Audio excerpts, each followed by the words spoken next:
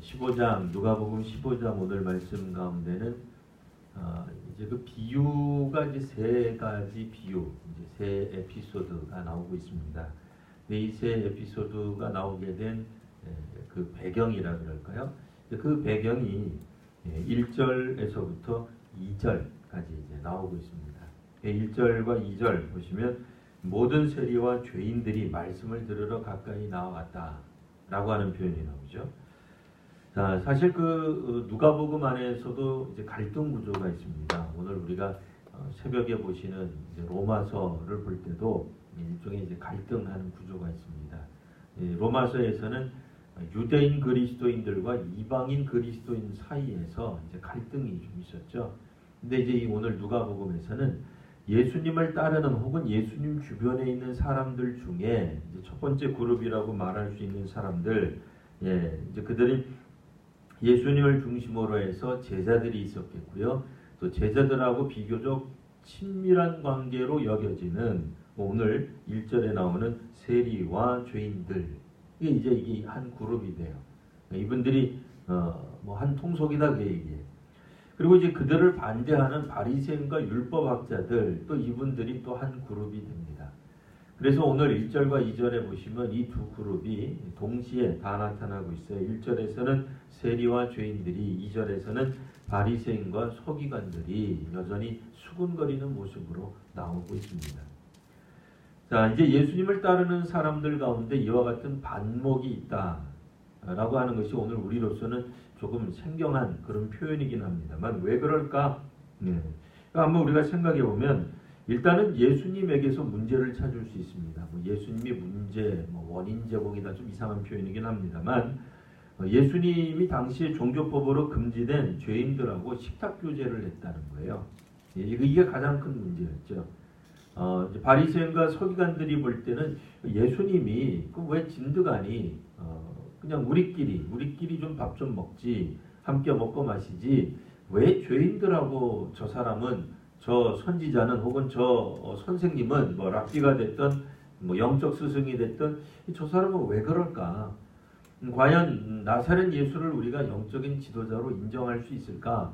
인정하기 가장 어려운 바리새인과 율법학자들, 서기관들로 이제 보여지는 율법학자들, 이분들은 나름대로 율법을 잘 따르는 사람들이었거든요. 근데 그분들이 볼 때 물론 메시아가 올 수도 있습니다. 영적 지도자가 있을 수 있고 아주 유명한 랍비를 따라갈 수도 있는데 문제는 그 유명한 랍비가 되었던 영적 지도자라고 간주되는 나사렛 예수가 그들의 기대와는 전혀 다른 모습으로 그의 사역을 전개해 나가고 있었다라는 말입니다. 이게 바로 뭐예요? 죄인들과 식탁 교제를 하는 것, 먹고 마시고 함께 즐기는 거예요. 이게 이해가 되지 않아요. 오늘 성경에도 보면 이제 세리 이렇게 나왔잖아요. 세리가 누구예요? 로마 정부를 위해서 일하는 세금 징수원이죠. 뭐 어떤 혹자는 그렇게 얘기합니다. 이 당시의 세리들은 월급이 급여가 뭐 그렇게 뭐 많지 않았거나 뭐 거의 없었거나 뭐 이제 그렇게 이제 보고 있어요. 그러면 그분들은 어떻게 먹고 살았는가? 동족들에게 세금을 걷어다가 일부는 로마에 바치고 일부는 자기 생활비로 썼다는 거예요. 결국 뭐 그들이 뭐 생활비를 조금 받았던가 월급을 조금 받았던 뭐 거의 받지 않았던 동족들에게서 받은 세금을 가지고 자기의 배를 채운다고 하는 것이 사실 굉장히 불쾌한 거였죠. 게다가 그들은 이방인의 더러운 돈을 만지며 이방인과 접촉을 하는 사람들로 여겨졌기 때문에 일반 유대인들은 이러한 사람을 죄인으로 간주한 것입니다. 그러니까 교제도 금지하고 뭐 겸상하는 일도 없었단 말이에요. 그리고 나서 이제 두 번째로 이제 죄인이라고 하는 표현들이 나오죠. 이 죄인들은 우리로 말하면 버블어긴 뭐 이제 이런 사람들이 죄인이죠. 죄를 지은 사람인데 당시의 개념을 따르면 오늘날 우리들처럼 일반적인 뭐 실정법 뭐 이런 것들을 어겼다기보다는 뭐 율법을 지키지 못한 사람, 그러니까 종교적 의미로서의 죄인을 말하는 거예요. 그러니 이 죄인들은 종교 지도자들 혹은 이제 바리새인들, 뭐 서기관들 이런 사람들이 일반 유대인들 가운데서도 굉장히 그 비천한 사람들, 율법을 지키기에 참 어려운 사람들, 뭐 혹은 율법을 잘 모르는 사람들도 여기에 해당할 수 있었어요. 왜냐하면 율법의 내용을 잘 모르면 어길 수밖에 없어요. 그게 법에 있나요? 우리도 잘 모르잖아요. 우리 성도님들 혹시 법 잘 아세요?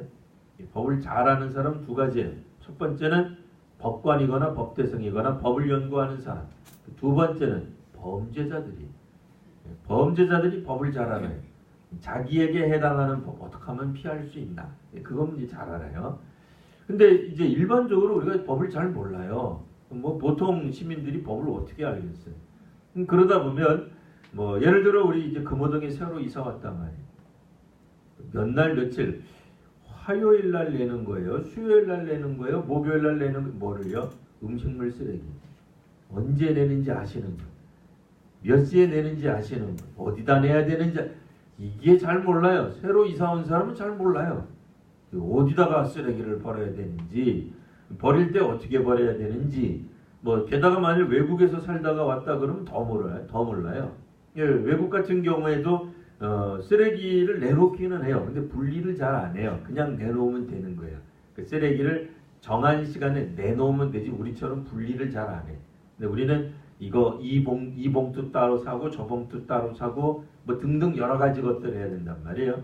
예, 그리고 봉투에 들어가지 않는 것들은 또 옛날 동사무소 같은 데 가가지고 뭐 이렇게 뭘 하나 이제 스티커 같은 걸 또 사가지고 또 붙여놔야 돼요. 예. 그것도 아무 데나 갖다 놓으면 안 돼요. 정해진 장소가 있고 아무 데나 갖다 놔도 안 돼. 시간이 있어요. 잘 모른단 말이에요. 누구는. 새로 이사 온 사람은 잘 모를 수밖에 없어요. 네, 그러니 유대교 율법에 대해서 잘 모르는 사람들이 여전히 있었단 말이에요. 예, 기본적으로 유대인 율법들, 그 율법에 정통하려면 구약 성경을 잘 알아야 되는데 이 구약 성경이 히브리어로 기록이 돼 있었어요.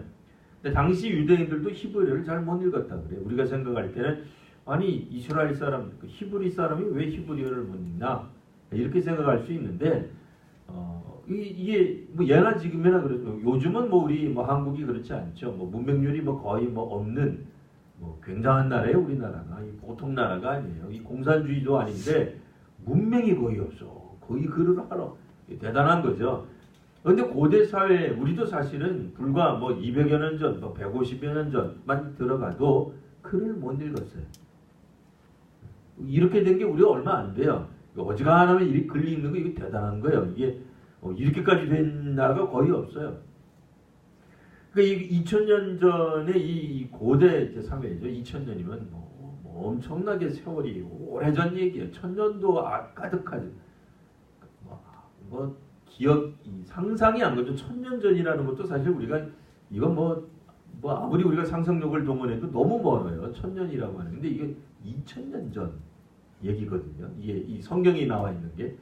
이 시대 사람들이 일반적으로 사실 그 글을 읽는다는 게 쉽지 않았어요. 예. 그러니까 그런 의미에서 이제 글을 또 아는 사람들, 특별한 사람들, 그러니까 우리 조선 시대 때도 한자를 읽는 사람들이 극히 드물었죠. 양반들, 예, 그것도 양반들 중에서도 뭐 남자들 중심으로, 여자들도 물론 가로 읽기는 읽었습니다만 모든 여자들이 다 한자를 읽은 건 아니거든요. 근데 뭐 평민은 말할 것도 없죠. 잘 못 읽었단 말이에요. 그러니까 이때만 하더라도 이런 어떤 종교 지도자들 정도가 돼야 히브리어로 된 구약 성경을 읽지 그 뭐 어떻게 읽겠어요? 이게 쉽지 않은 얘기예요. 그러니 율법 학자들, 율법을 연구하는 사람들, 이런 사람들이 가지고 있는 그 높은 어떤 율법에 대한, 법에 대한 해석을 보통 사람들이 모르죠. 근데 여하튼 그런 의미에서 바리새인과 율법학자들과 세리와 죄인들 이렇게 이제 양분되는, 마치 이분들이 상충되고 뭐 갈등을 일으키는 것 같은 그런 구조를 안고 있었다라는 말입니다. 이분들이 여하간 오늘은 어찌된 일인지 모두 다 한자리에 모여있는 장면을 전개해 보여주고 있죠. 3절 예수님이 이들을 향해 이제 비유로 말씀하십니다. 첫 번째 비유, 이른 양을 찾는 목자의 비유다라고 말을 할 수 있겠죠. 3절에서부터 7절까지 있는 내용입니다.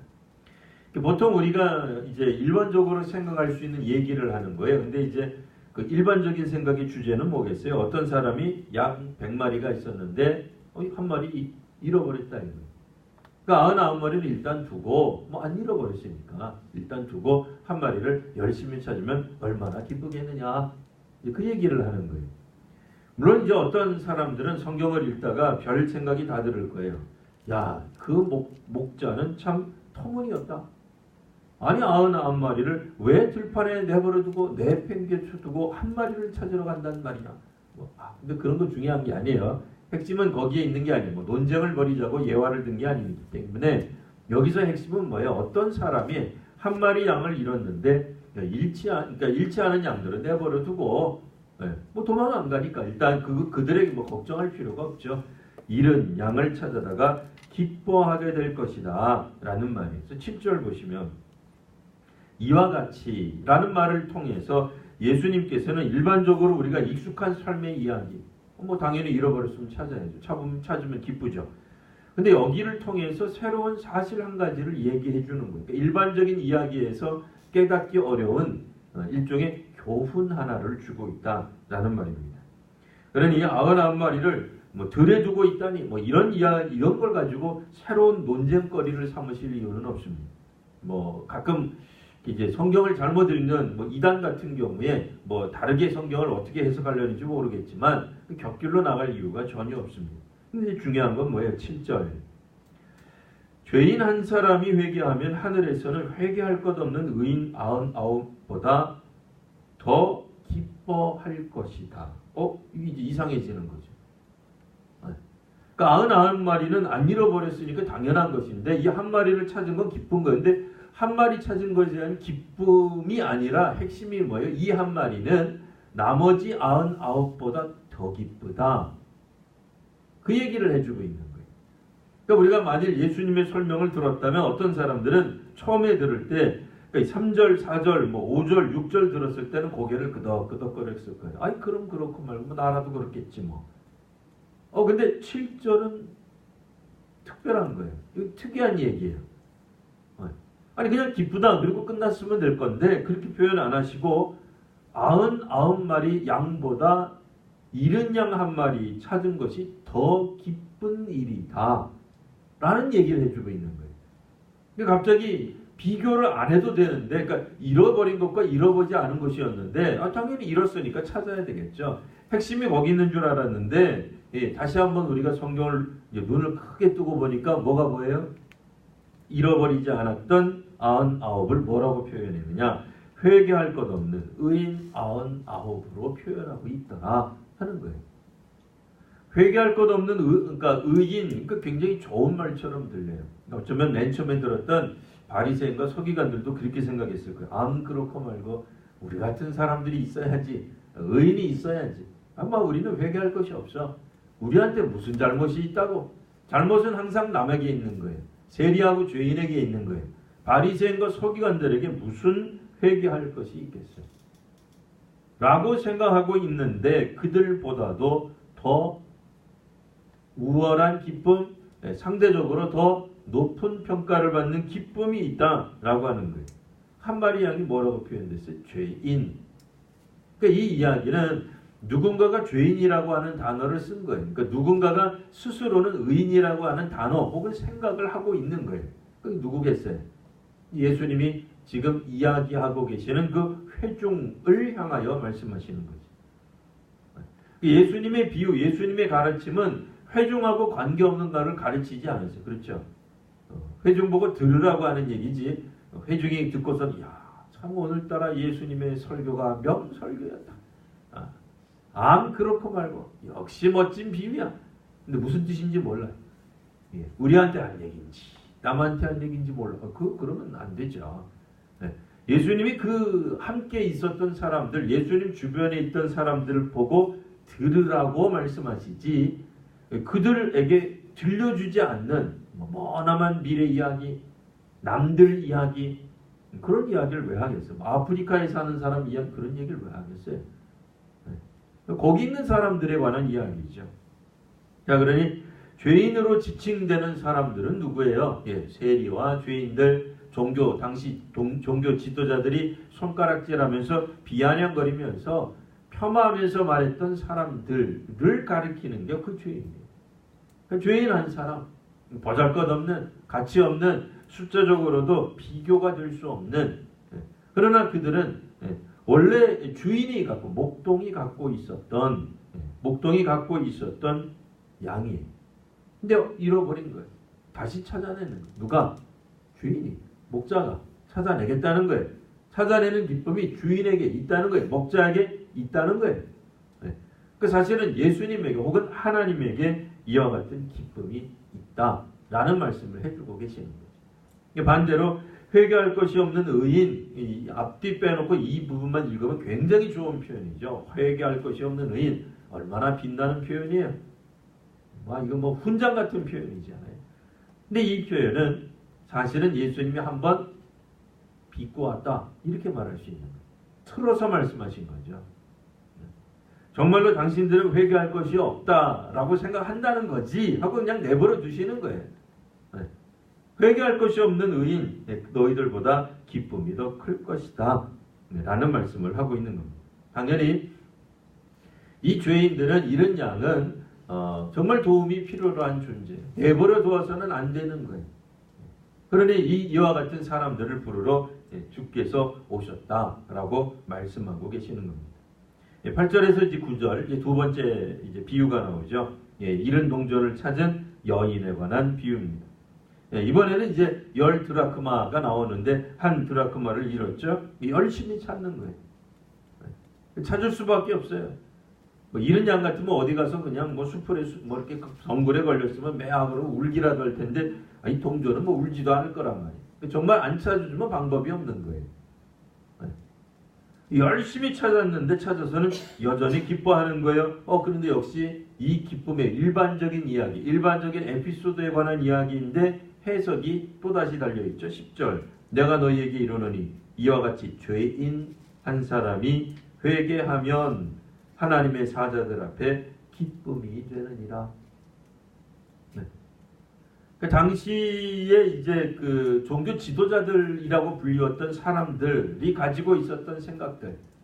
왜 예수님이 죄인과 세리들과 도대체 밥을 같이 먹는단 말인가? 이해가 잘 안 되는 얘기죠. 예수님께서는 바로 이들에 대한 관심, 또 이들에 대한 회개를 목적으로 하고 계신다라는 말씀을 하고 있습니다. 자, 이제 마지막 부분 11절에서부터 32절까지입니다. 굉장히 좀 이번에는 길어요. 길기 때문에 우리가 또 이 가운데서 몇몇 가지 또 우리가 딴지를 건다든지 할 생각들이 여러 가지 것들이 있을 겁니다. 이를테면은 왜 아버지가 돌아가시지도 않았는데 유산을 달라 그러느냐 등등. 그러나 이제 그런 것들은 이제 중요한 게 아니죠. 어쨌든 그 아버지가 무슨 생각을 했는지 둘째에게 유산을 주었고 그 아들은 나아가서 그냥 다 써버렸어. 그리고 나서는 되돌아오는 회개에 관한 문제가 나옵니다. 그가 어찌되었던 산전수전을 겪었던, 힘들었던, 고통스러웠던, 괴로웠던 그가 결국에는 나중에 이제 회개하는 장면 18절 19절에 나옵니다. 하늘과 아버지께 죄를 지었사오니 이제부터는 아버지의 아들이라 일컬음을 감당치 못하겠습니다. 너무 수치스러운, 부끄러운 거예요. 면이 안 쓰는 거예요. 그리고 나서 나중에 나를 품꾼의 하나로 보소서라고 이야기해야 되겠다까지가 나옵니다. 물론 이제 실제로 나중에 아버지를 만나서는 이 예화 가운데서, 이 비유 가운데서는 나를 품꾼의 하나로 보소서라는 얘기는 정작 안 해요. 왜 안 하는지 그게 또 따지고 들 얘기는 아닙니다. 그게 중요한 게 아니고 어쨌든 이런 마음을 가지고 결국 어떻게 됐다는 거예요? 아버지께로 돌아오더라. 중요한 건 뭐예요? 아버지가 그를 기다리고 있는 거예요. 이것도 중요한 거죠. 집 나갔던 둘째 아들, 이거 어떻게 보면은 거의 페루나 같은 이제 그런 모습이죠. 그러니까 우리가 지금까지 읽은 모습으로 보면 당시의 종교 지도자들이 죄인이라고 불러왔던 사람들의 행동과 유사해요. 근데 이들이 이제 결국은 회개하고 돌아오는데 아버지는 뭐 하고 있느냐? 기뻐하고 있어요. 좋아하고 있어요. 행복하게 생각하고 있단 말이에요. 근데 다만 이 앞에 있는 에피소드하고 오늘 좀 다른 게 뭐예요? 이번에 갑자기 이제 큰아들이 나옵니다. 맏아들이 돌아와가지고는 굉장히 화를 내는 장면이 하나가 더 들어가 있습니다. 심지어는 나는 아버지를 잘 섬겨왔는데 나한테는 염소 새끼 한 마리라도 준 적이 없는데 이거 너무한 것 아니냐라고 불평하는 장면까지 나옵니다. 자, 그러고 나서 아버지가 이제 또다시 이번에는 이 큰아들, 맏아들하고 하는 이야기가 나와요. 우리가 일반적으로 둘째 아들하고 하는 이야기는 잘 알아요. 둘째 아들하고 하는 이야기. 근데 첫째, 맏아들하고 한 이야기에는 별로 관심 안 갖는데 다시 한번 보시면 31절 아버지가 이르되 예 너는 항상 나와 함께 있으니 내 것이 다 내 것이다. 뭐 그렇게 비난하지 않아요. 뭐 책망하지 않아요. 이런 관점에서 보면 물론 큰아들이 뭐 나중에 회개를 했는지 안 했는지 뭐 그게 이제 나와 있지 않아요. 근데 중요한 건 뭐예요? 아버지 입장에서는 큰아들도 받아들이고 둘째 아들도 받아들이는 거예요. 물론 이제 큰아들은 약간 악역을 하고 있는 건 맞아요. 큰아들이 뭐 갑자기 마지막 순간에 못된 큰아들로 비춰지는 건 맞아요. 그러나 이 큰아들까지 우리가 다른 성경에서 뭐라고 나와요? 이쯤 되면 우리가 뭐가 나와야 된다고 생각해요? 우리가 이제 복음서에서 많이 나오던 예수님께서 비유로 말씀하신 가운데 나오는 이야기가 있어요. 그게 뭐야? 악하고 충성된 종아 이런 거 있잖아요. 네?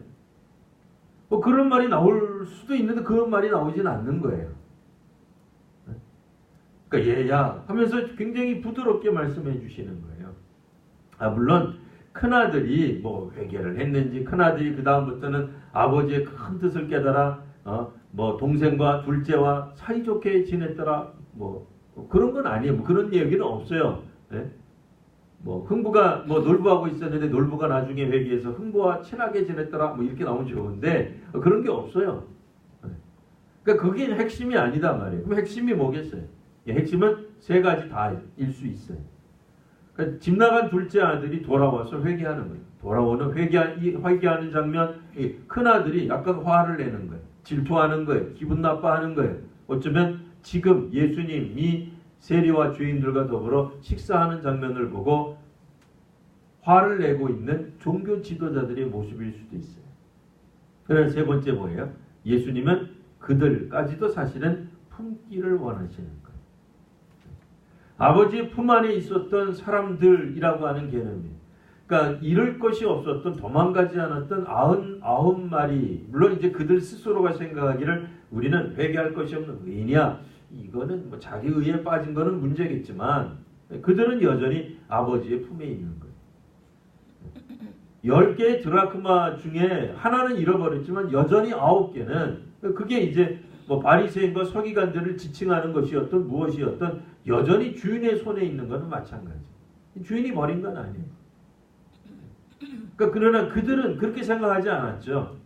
비교했어. 항상 자기네들은 의인이고 자기네들은 옳고 나사렛 예수가 선지자라면 올바른 랍비라면 우리랑 시간을 많이 보내야 될 텐데 왜 예수는 우리보다도 저 죄인들과 시간을 많이 보낼까? 왜 저들과 함께 같이 식사를 하는 걸까? 의구심을 가졌을 거예요.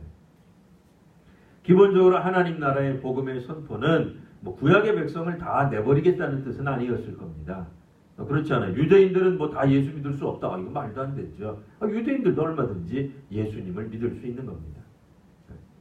다만 아버지 하나님의 뜻이 무엇? 그러니까 정말 율법을 이해한다면 하나님의 뜻이 무엇인지를 잘 알아야 될 것입니다. 하나님의 선하신 뜻이 무엇인지 잘 분별하지 못하면 우리들은 우리가 세운 율법의 사람들이 되고 맙니다. 우리도 신앙생활하면서 교회 생활하면서 우리가 나름대로 율법 같은 것들을 정할 수 있다니까요. 여러 번 제가 이제 설명을 드리고 예화를 들었습니다만 뭐 예전에 신디, 드럼 이런 거는 교회에서 쓰는 게 굉장히 불경스럽다고 생각했어요. 그때부터 예수를 믿어보신 분들은 알아요. 옛날에 80년대 어디 교회에서 기타를 어디서 띵가띵가 하고 기타를 치냐 말이에요. 굉장히 불경하다고 이게 이제 왜 그런 소리를 할까 생각하시면 이제 저랑 다른 교회를 다니셔서 그래요. 장로교회에서는 기본적으로 그 이상하다고 생각했어요. 경망스럽다고 생각했어요. 옳지 않다고 생각했어요. 하나님께 영광을 돌리는 악기로서는 부적절하다고 생각을 했어요. 그래서 신디사이즈 안 돼요. 그럼 뭘 해야 돼요? 피아노. 네. 아니면 발로 막 밟아서 하는 풍금. 네. 진짜 그 대형 교회는 이제 올간을 썼겠지만 보통 올간이 없으니까 풍금을 하든지, 네? 그 바람을 막 이렇게 발로 해가지고 바람 넣어가지고 하는 거 있어요. 그걸 하든지 아니면 피아노. 이 정도는 해야 하나님이 기뻐 받으신다고 생각하는 거예요. 드럼 치고 하는 것들은 굉장히 악하게 봤어요. 천하게 봤어요. 네. 교회의 본질을 갉아먹고 낮추는 거라고 생각을 했어요. 지금 어디 그래? 네. 우리 다 그거 써요.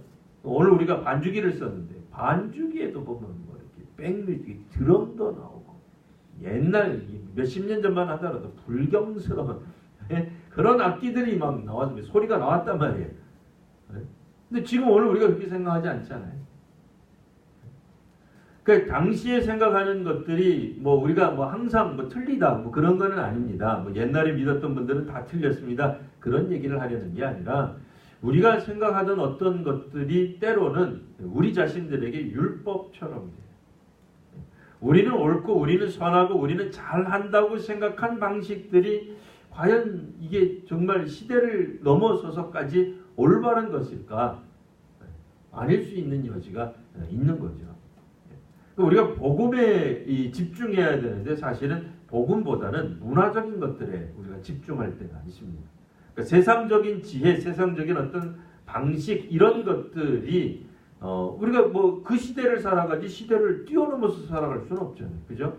뭐 우리가 지금 2018년도를 살아간다 그러면 지금 여기를 살아가는 거지. 앞으로 뭐 50년 미래를 한국 교회를 생각하면 미리 우리가 여기서부터 준비할 수는 없잖아요. 우리가 네?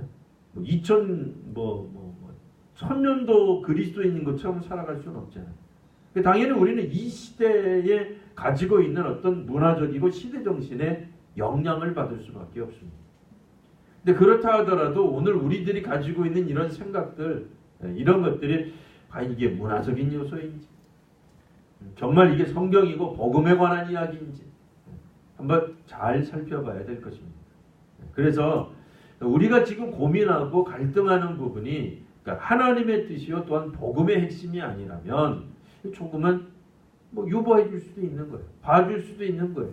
우리랑 좀 다르게 믿어도 그냥 뭐 용납해 줄 수 있는 거예요. 사람들이 다 그런 부분들에 있어서 일치하는 건 아니기 때문에 그렇습니다. 여하튼 당시에 이제 종교 지도자들, 바리새인 또 뭐 서기관들 이런 분들 입장에서 볼 때는 뭐 민족을 배신하거나 혹은 율법을 지키지 않는 사람들은 굉장히 좀 천하게 본 거예요. 우리로 말하면 그러니까 우리 말로는 천하다고 보는 게 적절한 저는 번역인 것 같아요. 그게 좀 천한 거예요. 아래 것들이 천한 것들이 옛날에 양반이 천한 것들하고 함께 겸상 안 했던 것처럼 그런 생각을 한 거예요. 우리도 그런 문화가 있었어요. 2000년 전 유대 사회에만 이런 문화가 있었던 건 아닙니다. 근데 이제 그런 생각을 가지다가 보니까 예수님에 대한 인식을 어떻게 했느냐? 예수님을 나의 구주, 우리의 어떤 스승, 우리의 지도자로 생각을 한다면 우리와 같아져야 돼요. 우리 생각과 같은 분으로 자꾸 여기는. 근데 예수님이 그렇게 하시나요? 그렇게 안 하시죠. 자꾸 다른 행동하시는 거예요. 기분 나쁜 거죠. 곤란한 거예요. 예수님을 나의 구주로, 나의 스승으로 이걸 인정할 수 있어요. 인정하기 어려운 거예요. 근데 그러면서 사실은 우리가 차이점을 느끼셔야 돼요. 그게 사실은 옳습니다. 하나님 나라의 새로운 복음은 지금까지 우리가 가지고 왔던 그런 가치관하고 완전히 다른 거예요. 세계관과 완전히 다른 것들이에요. 주님이 알려주시는 복음의 세계, 하나님 나라에 관한 복음은 우리가 일반적으로 가지고 왔던 그런 종교적 전통과 다른 측면이 분명히 있습니다. 근데 자신들이 가지고 있었던 원래부터 알고 왔던 그런 어떤 종교적 관습에 끼워 맞추려고 하니까 예수님이 튀는 거예요. 달라 보이는 거예요. 그게 힘든 거죠. 근데 그런 요소들이 있어요. 우리도 그럴 수 있습니다.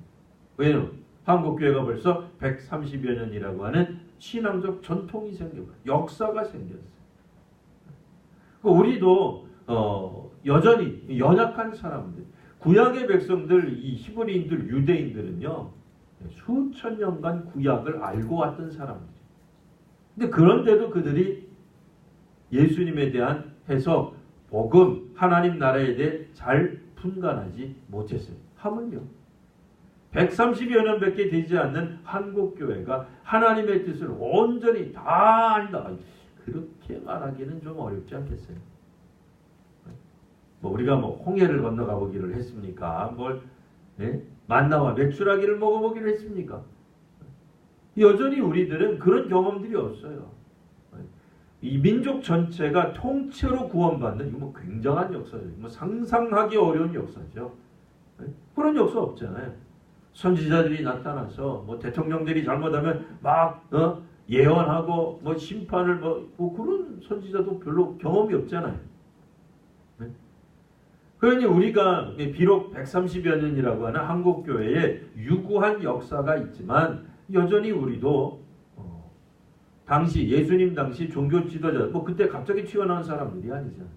유대의 종교 지도자들, 그들도 상당한 세월 동안에 축적된 어떤 그 율법에 관한 지식을 가지고 종교 지도자가 된 거예요. 그들도 여전히 하나님의 뜻을 잘 분간하지 못했다면 우리도 그럴 여지가 충분히 있는 겁니다. 그러니 혹시라도 우리가 가지고 있는 종교적인 신념, 종교적인 태도, 종교적인 어떤 가치관들과 성경에 나와 있는 예수님, 성경에 계시되어 있는 하나님과 좀 다르다고 한다면 우리가 이제 받아들이기에 거친 거죠. 힘든 거죠. 그럴 때 도망가지 마시고 성경의 입장으로 우리가 보셔야 해요. 힘들더라도 하나님의 뜻이 이거겠구나. 그러니까 다시 한번 성경을 우리가 눈을 크게 뜨고 마음을 열고 받아들이지 않으면 성경의 메시지가 우리에게 새롭게 다가오지 않을 것입니다.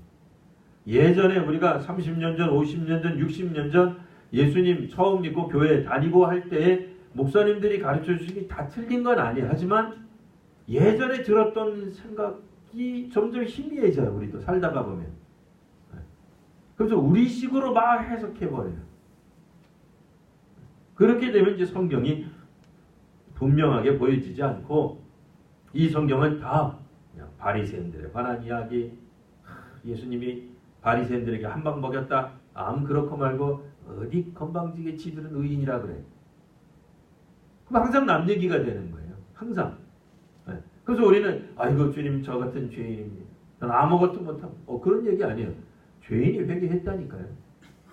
죄인은 회개해야 되는 거예요. 주님과 그냥 자기 스스로를 가리켜 겸손하게 주님 제가 뭘 알겠습니까? 제가 권사라도 뭐 하는 게 있겠습니까?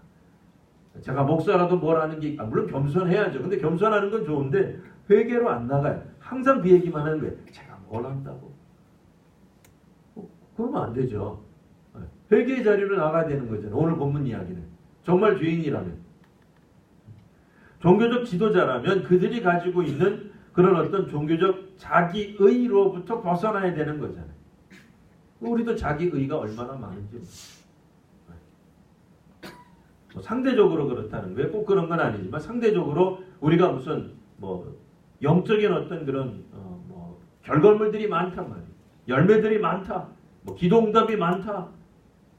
교회가 10,000명 이상 10만 명씩 모인다. 무슨 생각하겠어요?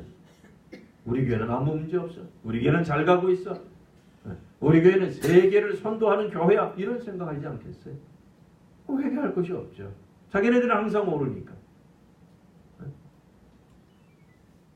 그런 측면에서 볼 때 우리가 과연 나는 무슨 성경 공부도 했고 뭐도 했고 몇 대째 예수 믿었고 우리 교회는 크고 우리 교회는 잘 되고 우리가 전도할 때마다 수백 명씩 들어오고 우리는 성경적으로 혹은 종교적으로 여러 가지 성과가 있고 그렇게 생각하면 우리들 스스로를 의인이라고 생각하기 쉽죠. 그러니까 기도응답 많이 받는 분들, 기도할 때마다 환상 보는 분들, 이런 분들이 스스로를 의인이라고 생각할 여지가 많죠. 그렇지 않아요? 상대적으로. 기도해도 막막하고 기도가 막히고 이런 사람들은 스스로를 죄인이라고 생각할 수 있는 거예요. 근데 기도할 때마다 막 기도에 말문이 터지고 막 방언이 터지고 그런 분들이 오히려 더 영적으로 교만해질 수 있는 거죠. 그러니까 상대적으로 그렇다는 거지 방언하는 분이 교만하다 그 뜻은 아닙니다. 이제 또 오해하시면 안 됩니다. 예, 기도의 응답을 받는 분들은 다 잘못됐다 그런 뜻이 아닙니다. 그런 여지가 있다라는 뜻이에요. 예, 자칫 잘못하면 자기 자신의 의에 빠지게 되면 예, 하나님이 내게 복을 주셔서 이와 같은 것을 보여주셨습니다 라고 할 때 이게 하나님을 찬양하는 건지 자기의 신앙적 의를 드러내는 건지 모호해지는 분들이 있단 말이에요. 네. 실제로 간증의 주제는 우리가 되면 안 됩니다. 간증의 주제는 하나님이요 하나님의 뜻이 드러나야 돼요. 그렇잖아요. 설교도 설교자가 자기 경험했던 것, 뭐 미국 갔다 왔던 것, 그게 왜 설교의 주제가 돼요? 그러면 안 되죠. 나만큼 해외여행 많이 갔다 온 사람이 있으면 나와보라 그래요. 그런 얘기를 왜 하나? 이런 생각 드는 거죠. 아니, 그러니까 중간에 뭔가를 어떤 영적 진리를 설명하기 위해 불가피하게 사용한 거라면 괜찮아요. 설교할 때마다 저 사람은 그냥 자기 자랑하는 거예요. 그런 괴로운 거죠. 설교가 하나님의 뜻을 드러내는데 이 예화가 사용돼야 되는데 예화는 어디까지나 예화고 그냥 곁다리예요. 네? 핵심이 아니다 말이에요. 핵심이 그냥 뭐 완전히 주객이 바뀌어버리면 그거 곤란해지는 거죠. 네. 오늘 말씀에서는 누가 과연 하나님이 기뻐하시는 사실은 하나님은 모든 사람이 돌아오기를 기뻐하십니다. 당시의 종교 지도자들이 말했던 죄인이 돌아오는 것도 기뻐하시는 것이요. 또 당시의 종교 지도자들도 하나님께 돌아오는 것을 기뻐합니다. 물론 당시의 종교 지도자들은 이미 자기네들은 하나님 앞에 서 있기 때문에 하나님께 돌아갈 게 없다고 생각한 게 문제죠. 그러나 여전히 예수님에게는 그들도 하나님의 백성이 되어야 될 대상이면 틀림없는 겁니다. 오늘 우리가 주의 말씀을 들을 때 정말 주께서 하시는 말씀이 뭔가를 잘 듣지 않으면 나하고 너를 구분짓기 쉽습니다. 나는 옳고 항상 너는 틀리다가 되기 쉽습니다. 그런 이분법적인 구조. 왜냐하면 그들은 율법을 잘 알고 있기 때문에. 그런 의미에서 영적인 어떤 열매, 영적인 어떤 주변들, 환경들을 많이 가진 사람들일수록 교만해질 여지가 더 많은 것입니다. 오늘 우리는 그런 의미에서 우리들 스스로를 죄인으로 볼 수도 있는 그런 안목이 있어야 됩니다. 그래야 우리가 얼마나 영적으로 헐벗었으며 가진 것이 없으며 오로지 아버지 하나님이 우리를 받아주시는 아버지의 은혜가 있는 거예요. 우리가 죄인이 되었던 교만에 빠졌던 의인이라고 착각했던 끝까지 우리를 기다리고 계시는 아버지의 모습, 용납하시는 하나님의 모습을 우리가 볼 때에 우리가 더더욱 영적으로 성숙하고 또한 귀한 하나님의 자녀, 백성으로 살아갈 수 있게 됨을 믿습니다. 오늘도 주께서 주시는 은혜가 우리 모두에게 넘치시기를 바랍니다. 기도하겠습니다.